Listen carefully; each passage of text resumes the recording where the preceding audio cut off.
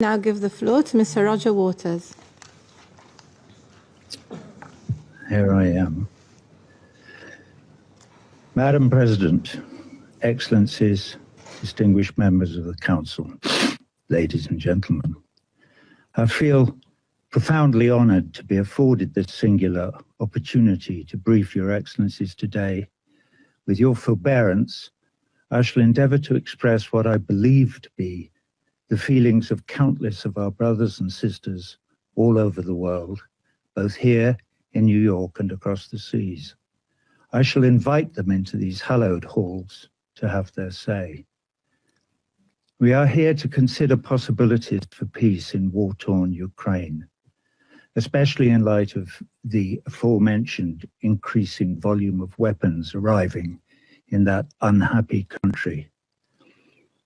Every morning, when I sit down at my laptop, I think of our brothers and sisters in Ukraine and elsewhere who, through no fault of their own, find themselves in dire and often deadly circumstances. Over there, in Ukraine, they may be soldiers facing another deadly day at the front, or they may be mothers or fathers facing the awful question, how can I feed my child today? Or they may be civilians, not knowing that today the lights will go out for sure, as they always do in war zones, knowing that there is no fresh water, that there is no fuel for the stove, no blanket, just barbed wire and watchtowers and walls and enmity. Or they might be over here in a big, rich city like New York. Here, brothers and sisters can still find themselves in dire straits. Maybe, somehow, however hard they worked, all their lives, they lost their footing on the slippery, tilting deck of the neoliberal capitalist ship we call life in the city and fell overboard to end up drowning. Maybe they got sick. Maybe they took out a student loan. Maybe they missed a payment. The margins are slim. Who knows? But now they live on the street in a pile of cardboard, maybe even within sight of this United Nations building. Anyway, wherever they are, all over the world, war zone or not, together they make up a majority, a voiceless majority. And today, I shall endeavour to speak for them. We, the people, wish to live. We wish to live in peace, in conditions of parity that give us the real opportunity to look after ourselves and our loved ones. We are hard workers, and we are ready to work hard. All we need is a fair crack of the whip. Maybe that's an unfortunate choice of idiom after 500 years of imperialism, colonialism, and slavery. Anyway, please help us. To help us, you may have to consider our predicament, and to do so, you may have to take your eye off the ball for a moment, to put your own goals momentarily to one side. What are your goals, by the way? And here maybe I direct my inquiries more to the 5 permanent members of this council. What are your goals? What is the pot of gold at the end of the rainbow? Bigger profits for war industries, more power globally, a bigger share of the global cake? Is Mother Earth a cake to be gobbled up? Does not a bigger share of the cake mean less for everyone else? What if today, in this place of safety, we were to look in another direction, to look at our capacity for empathy, for instance, to put ourselves in others' shoes, like right now, for instance, the shoes of that chap on the other side of this room, or even the shoes of the voiceless majority, if they have any shoes, that is. The voiceless majority is concerned that your wars, yes, your wars, for these perpetual wars are not of our choosing, that your wars will destroy the planet that is our home. And along with every other living thing, we will be sacrificed on the altar of two things: profits from the war to line the pockets of the very, very few, and the hegemonic march of some empire or other towards unipolar world domination. Please reassure us that that is not your vision, for there is no good outcome down that road. That road leads only to disaster. Everyone on that road has a red button in their briefcase. And the further we go down that road, the closer the itchy fingers get to that red button, and the closer we all get to Armageddon.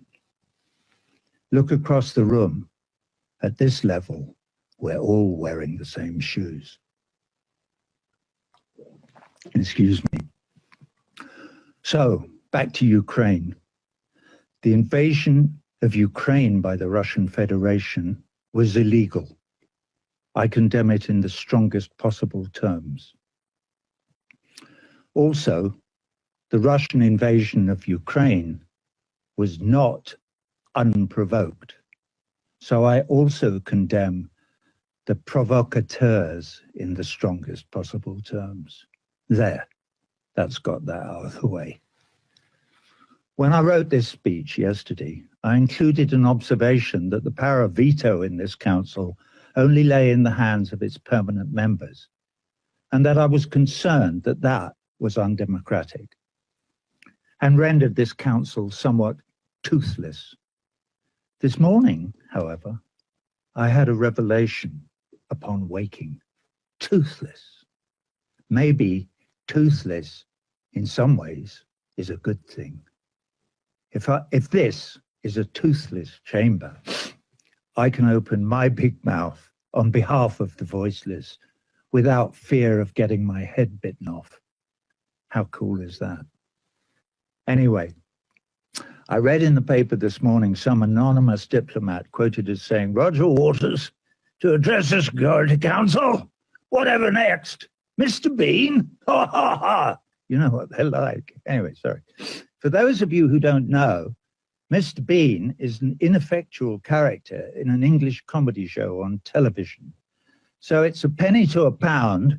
The anonymous diplomat is an Englishman. Ha ha.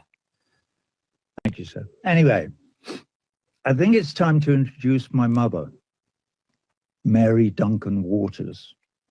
She was a big influence on me. She was a school teacher. I say was, she's been dead for 15 years.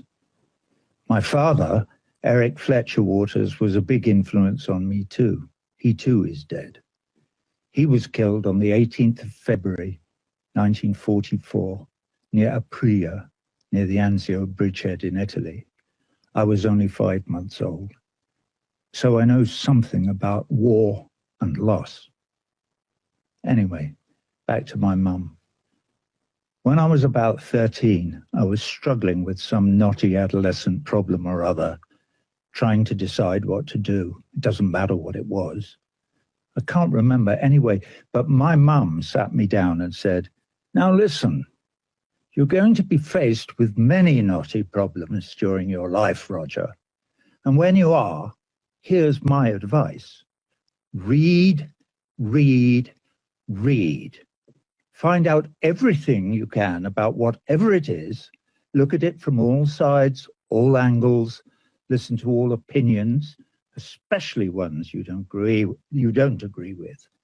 Research it thoroughly. And when you've done that, you will have done all the heavy lifting. And the next bit is easy. Is it? Okay, Mum. Well, what's the easy bit? Oh, the easy bit is you just do the right thing." Whew. So speaking of doing the right thing brings me to human rights. We the people want universal human rights for all our brothers and sisters all over the world, irrespective of their ethnicity, religion, or nationality. To be clear, That would include, but would not be limited to, the right to life and property under the law. For instance, for Ukrainians and, for instance, Palestinians. Let that sink in. And obviously, for all the rest of us as well, one of the problems with wars is that in a war zone or anywhere where the people live under military occupation, there is no recourse to the law. There are no human rights. Today, our brief is the possibility of peace in the Ukraine, with special reference to the arming of the Kiev regime by third parties. I'm running out of time, so what do the voiceless millions have to say?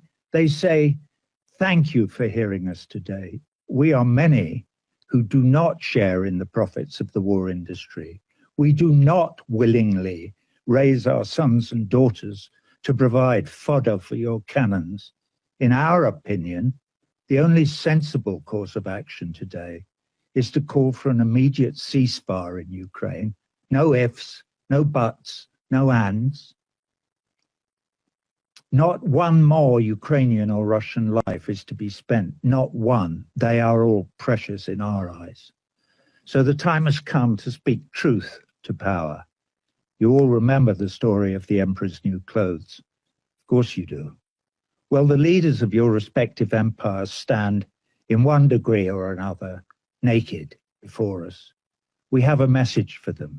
It is a message from all the refugees in all the camps, a message from all the slums and favelas, a message from all the homeless on all the cold streets, from all the earthquakes and floods on earth. It is also a message from all the people, not quite starving, but wondering how on earth to make the pittance they earn meet the cost of a roof over their head and food for their families. My mother country, England, is, thank God, an empire no more. But in that country now there is a new catchphrase, eat or heat. You can't do both. It's a cry echoing round the whole of Europe. Apparently, the only thing the powers that be think we can all afford is perpetual war. How crazy is that? So, from the 4 billion or so brothers and sisters in this voiceless majority, who together with the millions in the international anti-war movement represent a huge constituency, enough is enough. We demand change.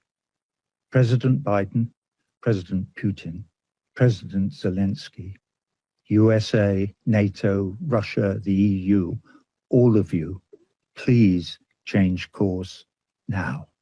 Agree to a ceasefire in Ukraine today. That, of course, will only be the starting point, but everything extrapolates from that starting point.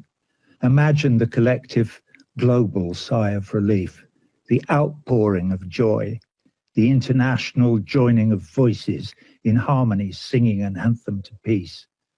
John Lennon pumping the air with his fist from the grave. We've finally been heard in the corridors of power. The bullies in the schoolyard have agreed to stop playing nuclear chicken. We're not all going to die in a nuclear holocaust after all. At least, not today. The powers that be have been persuaded to drop the arms race and perpetual war as their accepted modus operandum. We can stop squandering all our precious resources on war. We can feed our children. We can keep them warm. We may even learn to cooperate with all our brothers and sisters and even save our beautiful planet home from destruction. Wouldn't that be nice? Your Excellencies, I thank you for your forbearance. I thank Mr. Waters for his briefing. I now give the floor to those council members who wish to make statements. I pass the floor to the representative of the Russian Federation.